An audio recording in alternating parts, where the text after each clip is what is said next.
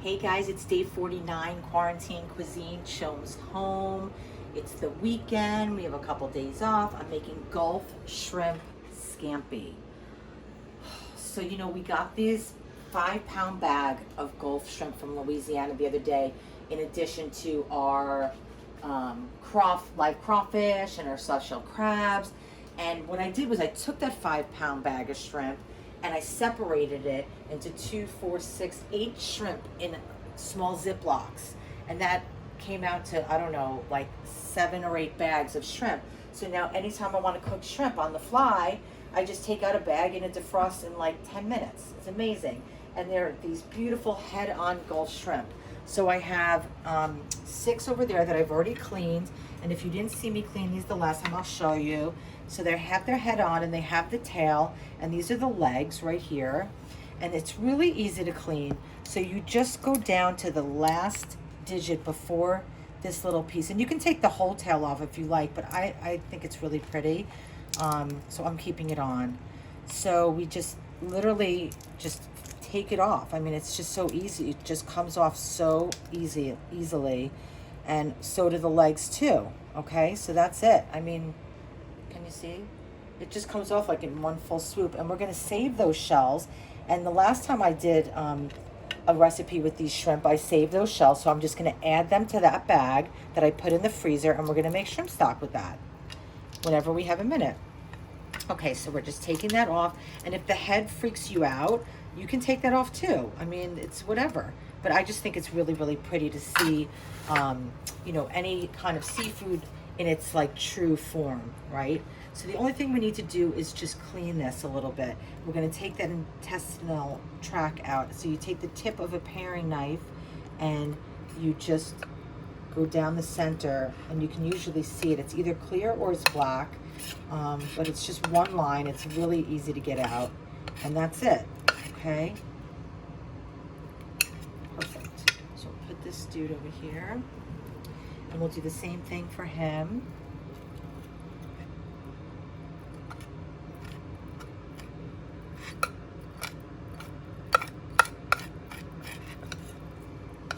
Okay, great. Okay, so now we have these shrimp. I have a beautiful pan heating up. It's super, super hot. We want it smoking hot because this is a very, very quick recipe. This is shrimp scampi. I'm sure you've all had it before. I have these on a paper towel because I'm trying to get the moisture off.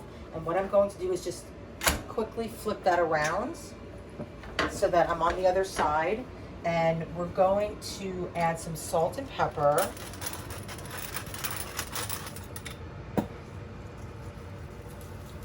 And a little bit of flour, just a tiny bit. Now, there's all different kinds of scampi recipes. I like a little bit of flour in mine because, what happens is we're gonna thicken this sauce with butter and lemon and white wine, and it's just gonna be so delectable and delicious. But if you add a little bit of flour at the beginning, I just need to wipe my hands, it'll help thicken your sauce naturally, okay? And you can add gluten-free flour, you could add 1 drop. We're not looking to, make a batter. We just want to have a little bit of a coating on there. Okay, so Parker, this is going to be super hot, so just watch your eyes. Okay. I'm adding some light olive oil, okay? I'm going to turn up my fan a little bit, and we're just going to add these very carefully.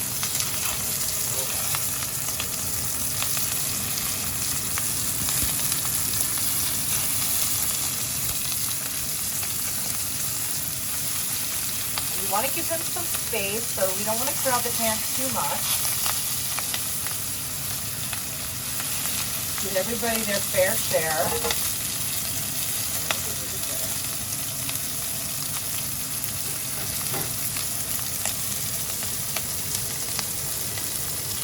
This is literally like one of the easiest recipes, and I'm sure you have like all of these ingredients in the house, okay? So we have salt and pepper so far, a little bit of olive oil, a little bit of flour. I have white wine. You want to use a white wine that, you want to drink. I have some parsley, just chopping it up. My parsley's turning. We're using everything we can right now. We're not wasting a thing. And I'm using about 3 tablespoons of parsley. I like a lot of parsley in here because it adds beautiful color, but it also adds an amazing freshness to this recipe. Okay, so you don't have to chop it too thin. If you don't like parsley, you can add basil, you can add thyme. I have 4 tablespoons of butter, I have 1 lemon, and I have 2 pretty decent sized cloves of garlic that I want to slice. Now you can mince the garlic for this, but I like to slice it because you have a little bit more control over it burning. Garlic burns very, very easily, and when you mince it, it really burns fast. And once you burn it, I don't want to take a chance of burning the garlic and then making the flavor of my sauce bitter. So I would rather cut this into slices and have a little bit more control. And if the garlic starts to cook too much, I can actually take it out of the pan with a slotted spoon very easily. And we're still going to get that great garlic flavor. And then for people who don't really like garlic as much as I do, I mean, you have to have garlic if you're making shrimp scampi. That's just part of the recipe. But you can actually remove it with that slotted spoon and take it out so that it's not in somebody's dish for them to actually consume it. Okay? So let's turn these over and just see how quickly these cook. Okay?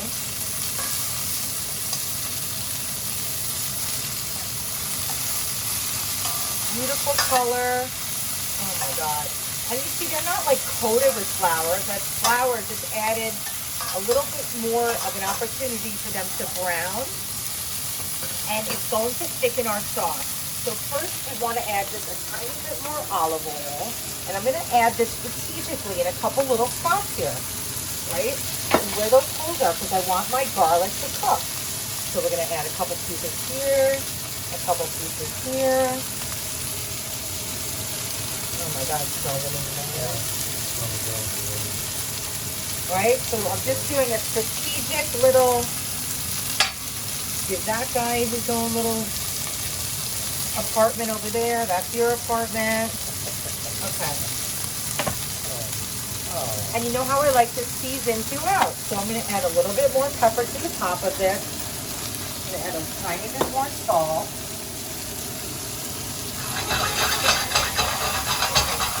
You don't want that garlic to burn, that's for sure. I want to add some lemon zest. Now, a lot of recipes for scampi don't call for lemon zest, but I love it. I love adding my layers of flavor. We're definitely adding lemon juice to this, so why not add the zest? I don't want to waste anything on this lemon, and to me, the zest is almost important as the lemon juice itself. And that will also help thicken our sauce a little bit, right? Because it's got some substance to it. I'm getting, look at that. Isn't that pretty? Yeah.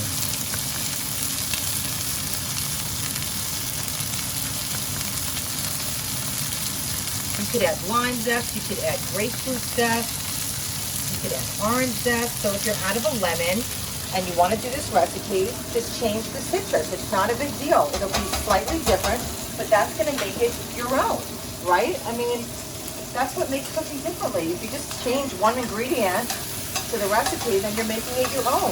You're using, you know, what you have in the house. You see, I'm moving that garlic around, getting nice and crispy.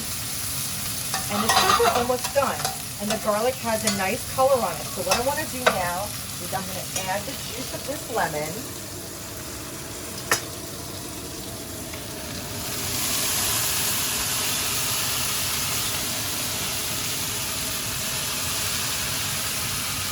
Okay, and I'm going to add about a cup of white wine.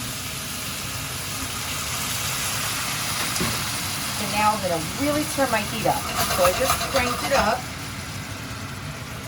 Beautiful. So that was easy, right? We only used about a cup of wine, so we'll have the rest of that later. Just banging out my microplane. And we're going to let this reduce for just a minute. And then we'll add our butter. So, you know, if you don't like alcohol or you don't drink alcohol, that's totally fine. You don't have to use it. But the alcohol actually cooks out. The physical alcohol that changes the, your body makeup. Change it cooks out when you're cooking it. So you can actually make a dish like this and serve it to your kids, and they're not going to taste the alcohol. So you need to cook it out. That's why we're reducing it. Okay, so we're adding our butter now, and we're going to let that create this beautiful creamy sauce. And we're also going to add some chili flakes. I'm going to add a little less than I normally would because Parker doesn't like it as spicy as me, but that's definitely part of this recipe.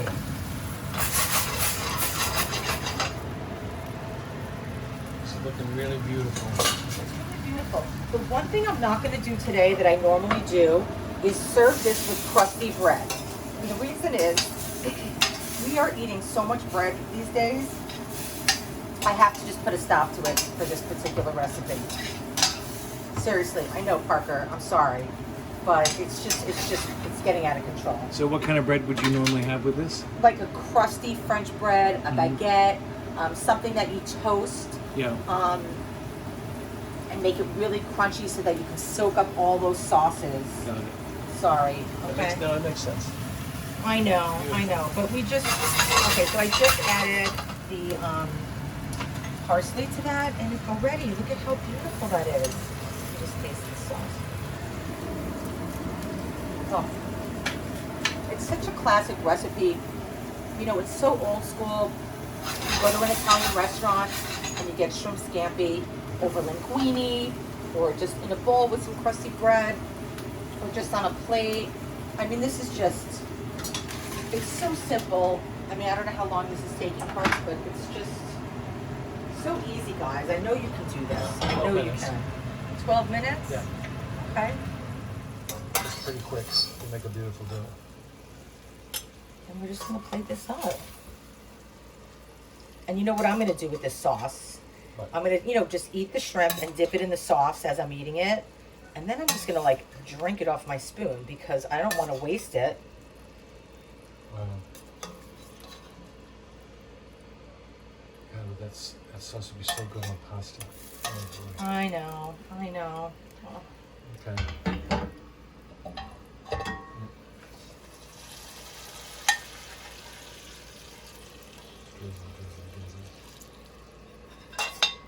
Oh boy. Yikes. That Okay, looks I'm so not good. 100% done yet. You're not? Well, I'm 99. Okay. The restaurant chef in me, I have to okay. wipe my little sides Uh-huh. and put a little bit more garnish over the top. Yeah, you guys, that's it. boy. That's lunch today. Shrimp scampi from me to you, okay? And for you, Parks, because I know you are hungry. You know what? It You was guys, worth waiting for. you can do it. You can do this, okay? Try it, please. And if you make it, post it so I can see it, because I really want to see it. It makes me so happy. Okay, enjoy. Have a great weekend, everybody. Oh boy. Hey guys, it's day 49, Quarantine Cuisine. Sean is home, and we're making short rib ravioli. Oh my God, I know. Okay, so this is all we have left of our short ribs. Actually, I lied. I have a little bit left that I'm gonna use to make pizzas with on Friday in our live Facebook grilling episode. But what I did was I took some short ribs and I sauteed one shallot with the short ribs and cooked it till it was kind of dry. Okay, so we don't want a wet filling. So that's that. We have our pasta dough. Now I'm gonna roll this out by hand, or not by hand, with a rolling pin. I'm not gonna use the machine. Just for fun, just to show you a different way to do it, that you don't need fancy machines, okay? You can do it all by hand.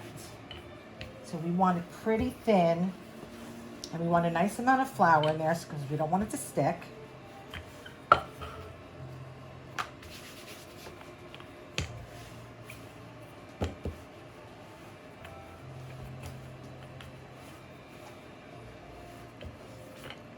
It's actually really nice to roll it out by hand. You know, you just feel more connected to it. And I like to use a wooden rolling pin when I'm doing this. Why? I just like the way it kind of keeps it dry, like it absorbs the flour a little bit, as opposed to like a silicone rolling pin. Yeah.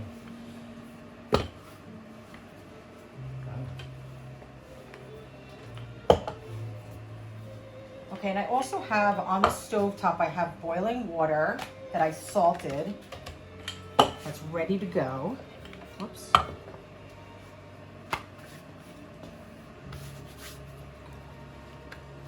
It's pretty thin. Okay, so now I'm just gonna kind of straighten this out a little bit.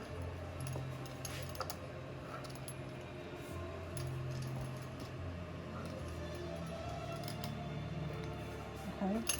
Oh, I'm not going crazy. But I'm just gonna make 2 raviolis with this.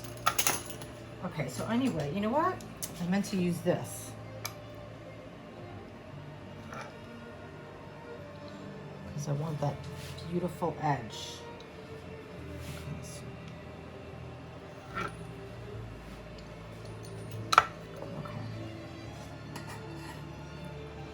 So let me see how we would do this. Okay, so we're gonna go put some right here.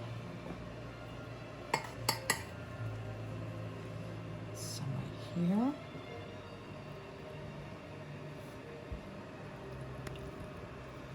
And you can make them any shape you want. You know, it doesn't have to be like a perfect circle or a perfect square. It can be oblong. Okay.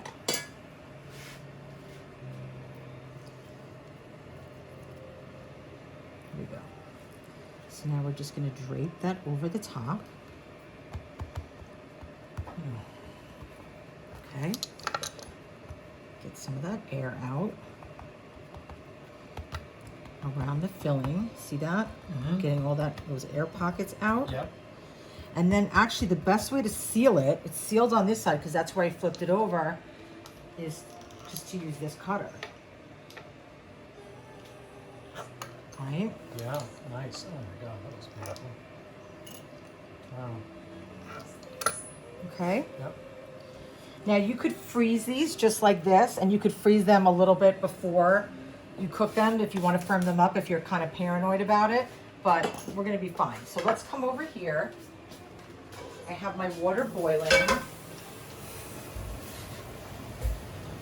And we're going to add, and I have a pan here that's sitting on top of my water as a cover. So this pan is actually a little warm already, which is great. So this is going to be the pan for our sauce, and this is going to be for our ravioli. So I'm going to drop the raviolis into this boiling water, which has been salted. It's not going to take time at all. Okay. And then in this pan, I'm adding 2 tablespoons of butter and about 2 tablespoons of olive oil. Okay. And to that, I'm going to add 2 tablespoons of horseradish. How about that? Oh, that surprised me. I know it did. Okay, let's turn this down just a touch. And remember, the meat is cooked in there already, right? In the ravioli, it's the short rib that we cooked.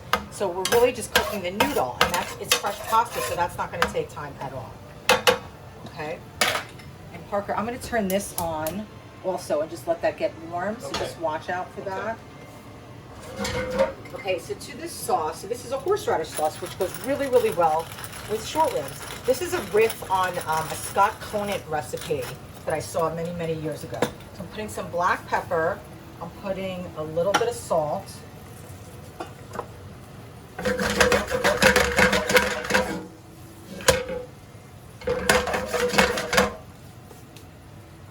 Take a whisk.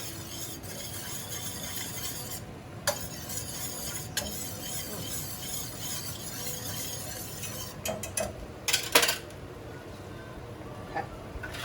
These guys are done. So I'm going to add this to my pan. I want to get a little bit of that pasta liquid in there, okay? That starchy pasta water is going to help this sauce, Okay, now I'm gonna move this over here and I'm gonna get rid of this water. Okay. Okay? Yeah. Let me just dump this.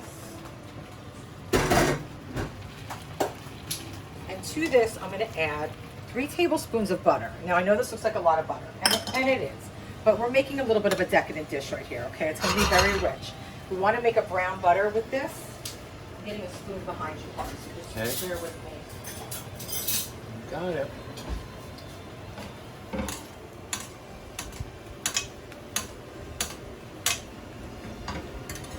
So in this pan to my right, we're making a brown butter, which is basically when the milk solids separate and it gets this nutty, really beautiful flavor. It turns brown, it has like a very nice toasted feel to it. And you know what, I just had a thought. Just go in on that first. Let me grab something short.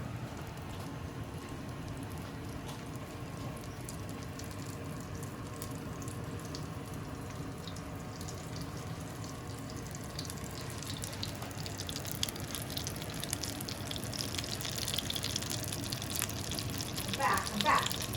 As I was talking about that nutty flavor, it made me think of almonds. So I'm going to add some almonds to this, which I think will be really, really nice. Oh. A nice crunchy addition.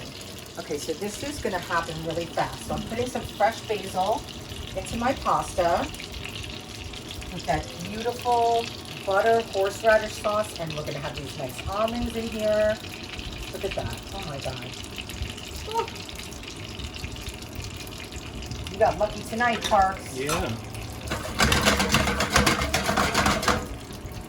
Okay, so let me get, see that separating? See how that's getting a little bit brown? Yeah. Okay, so we're gonna take our pasta.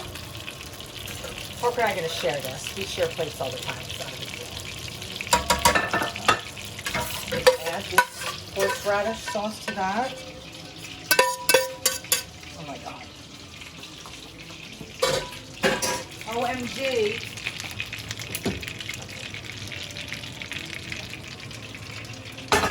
That may be hot that way, right? That's okay. See how it's turning brown? And you don't want to burn it. You don't want to go too far. We're almost there.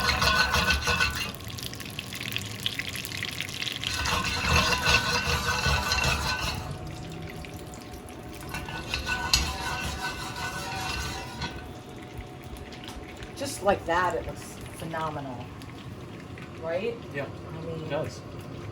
It's incredible. okay, so here's where all the action starts. See how it's foaming up?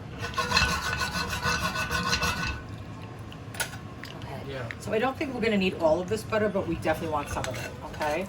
So we're gonna add a little bit of this nice brown butter on the top.